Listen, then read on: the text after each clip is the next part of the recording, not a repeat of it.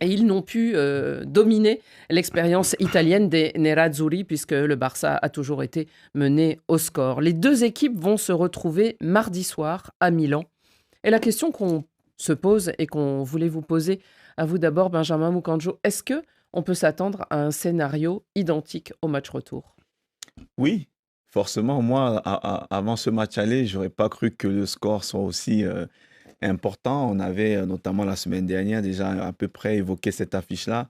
On savait que l'Inter, c'était On un était inquiet bloc pour l'Inter. difficile. Moi, j'étais plus inquiet même pour Barcelone parce que l'Inter, c'était un bloc difficile à manœuvrer. On savait que c'était deux lignes de quatre difficiles à bouger, ce système que Inzaghi met en place. Mais de l'autre côté aussi, on savait que Barcelone avait peut-être les clés pour pouvoir bousculer cette équipe de l'Inter, mais de la bousculer jusqu'à ce niveau-là, je ne m'y attendais pas forcément, et d'autant plus qu'il y avait l'absence de Lewandowski qui pèse énormément, mais surtout qu'on ne s'attendait pas à ce que ce soit un jeune de 17 ans qui a la Qui clé sonne la révolte. de ce match-là, qui sonne la révolte, qui a le comportement d'un adulte, d'un joueur qui a de la bouteille, même s'il il a fait son centième match, mais il n'a que 17 ans, il nous a montré tout l'étendue de son talent. Moi, j'ai été bluffé, j'étais déjà bluffé depuis un moment, mais là, de voir demi-finale de Ligue des Champions, pas de pression, de jouer à ce niveau-là, ben, c'est le niveau des plus grands, c'est le niveau de Messi, c'est le niveau de Ronaldo. Donc, je pense que ce match-là, il est ouvert. Il est ouvert parce que les deux équipes doivent absolument gagner. Un match nul, et c'est pour ça que ça a été important, la règle du but à l'extérieur qui a été retirée. Ça fait en sorte qu'aujourd'hui, on est moins dans le calcul en cas d'égalité. Il faut gagner forcément pour passer. Donc, je suis persuadé qu'on va assister à un match aussi spectaculaire qu'on l'a vu mercredi dernier. Xavier, on s'est régalé, mais c'est vrai que dans le monde du football et en demi-finale, on se dit c'était incroyable, autant de buts, presque un box-to-box. On craint même que le match retour ne soit pas aussi plaisant.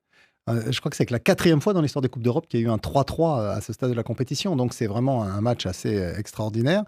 Alors, le Barça mené au score, ça leur est déjà arrivé plusieurs fois cette saison, notamment contre l'Atlético en demi-finale de la dernière Coupe d'Espagne. Ils étaient menés 2-0, finalement ils sont revenus, ils ont pris l'avantage 4-2 pour finir à 4-4. Donc ils nous ont déjà fait des matchs comme ça un peu fous. Un peu fou, oui. Voilà. Donc, mais là, en demi-finale de la Ligue des Champions contre un Inter qui a cette réputation d'être une équipe hyper rigoureuse, c'est vrai que c'est un résultat tout à fait inattendu. Maintenant, moi je pense que le Barça est quand même un petit peu au-dessus de l'Inter. On l'a vu notamment lorsqu'ils ont enflammé le match. Malgré les absences, et notamment celle de Lewandowski, on voit que cet Inter, il s'arc-boute sur ses principes de jeu. Ils ont une réussite maximale. 3 frappes cadrées, 3 buts. C'est leur marque de fabrique. Mais le Barça... Oui, bon, peut-être. Mais bon. Non, mais bon, ils en ont mis 4. Hein. Non, il y a eu 3-3. Oui, mais la VAR, on a refusé pour... Imaginez si c'était Real. Ouais. Oui, imaginez si c'était Real. Qu'est-ce que ce monsieur allait faire ici? Imaginez. Annie n'allait même pas parler. Il allait commencer. Le Real, justement, c'est des voleurs. Puisque tu me vous tends êtes la en train perche, de nous dire. Puisque tu me tends la perche, on voit l'image derrière. Ouais. À Madrid, le but de Dumfries, il est refusé. S'il te plaît. Il est refusé. S'il te plaît. Il est refusé pour jeu dangereux. Il est refusé pour jeu dangereux parce que le pied de Dumfries, il arrive à ça de la tête de Pedri. Donc, à Madrid, ce but, il est refusé. Bon, voilà. en tout Mais cas, à Barcelone, on le valide quand même pour l'adversaire. On aura un match retour et on aura aussi des absents importants de chaque côté, puisque Jules Koundé, vraisemblablement, il est blessé, ne jouera pas de l'autre côté, et en plus de Lewandowski. Et puis de l'autre côté, Lautaro Martinez, les deux étaient sortis d'ailleurs avant la mi-temps, et ils ne joueront pas. Est-ce que pour vous, le Barça, alors, Barça ou Inter, vous avez en face là le choix, chacun a prêché pour sa paroisse. Première des choses, j'avais déjà dit ici qu'une grande équipe, c'est d'abord la défense. Et je disais que le Barça allait craquer. La preuve, c'est qu'aujourd'hui, on est en train de nous parler quand même d'un but, soi-disant avec un microscope qu'il fallait vérifier le hors-jeu. Mais toujours est-il que chaque fois, c'était un danger. Alors qu'à une certaine période, même quand je vois la deuxième mi-temps, il faut savoir que ce Barça donne beaucoup d'énergie à la première mi-temps. Et à la deuxième mi-temps, c'est exactement ce qui s'est aussi passé avec, bien évidemment, Dortmund. Vous avez vu comment est-ce que le Barça a été secoué par Dortmund.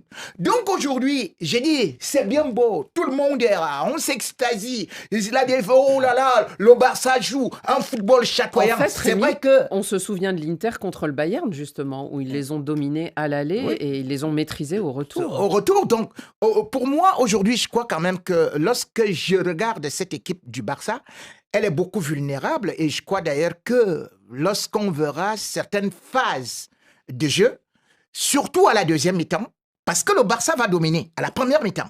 C'est-à-dire ils font toujours un pressing. Bah là, ils n'ont pas fait ça. Hein. Non. Ils ont fait le pressing. Ils ont fait le pressing, sauf qu'ils ont raté la première occasion et directement une équipe d'Inter qui n'avait pas marqué depuis 3 matchs a réussi à marquer 3 buts au Barça. Mais c'est pas difficile de marquer contre Barcelone. Donc, c'est pour ça que je dis aujourd'hui. Si Benjamin le dit. Et même quand Lautaro. C'est difficile de les battre. Et même quand Lautaro.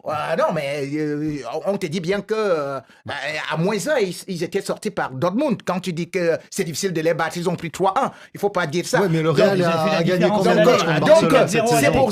C'est pour ça que je dis que. Le Real a gagné combien de matchs contre Barcelone cette saison ? Donc, Rémi. Donc, pour moi, je vois l'Inter. Pourquoi ? Parce que, je vais vous dire une chose. En 2010, je me souviens d'un Inter qui était comme ça, arc-bouté dans sa défense. Ouais. Et vous vous souvenez, c'était contre le Barça. Et c'était Mourinho. Et d'ailleurs, ils ont joué en infériorité numérique. Et ils ont réussi à tenir ce Barça et à se qualifier. Là, c'est le Barça qui était en infériorité. Donc, j'ai dit bien que... mais Anis, ce qu'on ne dit pas, c'est qu'il faut aussi tenir compte du contexte. On a parlé du Bayern, l'Inter avait gagné à l'aller. Il devait garder ce score-là. Là, aujourd'hui, il y a égalité. Pour moi, il y a 0-0. Ouais. Donc, l'Inter, quelque part, est obligé aussi d'aller marquer pour gagner. Donc, aujourd'hui, c'est du 50-50. Donc, si l'Inter avait gagné ce match aller, j'aurais dit que ça aurait été difficile pour Barcelone parce que la défense, elle devait être en place comme elle le fait souvent. Mais là, l'Inter est obligé d'attaquer. L'Inter est obligé, à un moment donné, de sortir aussi pour essayer d'aller marquer ce but-là qui doit les permettre de gagner. Donc, moi, je suis sur du 50-50. Donc, j'attends quand même de voir. Je ne vais pas aussi être franc comme non, moi, je suis sur du 51-50. Une question subsidiaire, Xavier, rapidement. Mais comment, par exemple, l'Inter, qui est encore en course, ils ont perdu la tête du championnat, ils vont jouer ce week-end, ils reçoivent les Las Vérone.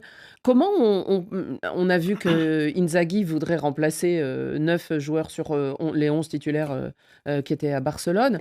Comment on prépare ce genre de match ? Et de même, Barcelone joue le titre aussi avec le Real. Oui, mais c'est des clubs qui sont préparés pour ça. C'est des grands clubs avec des effectifs importants. Alors, effectivement, de temps en temps, il y a des blessés.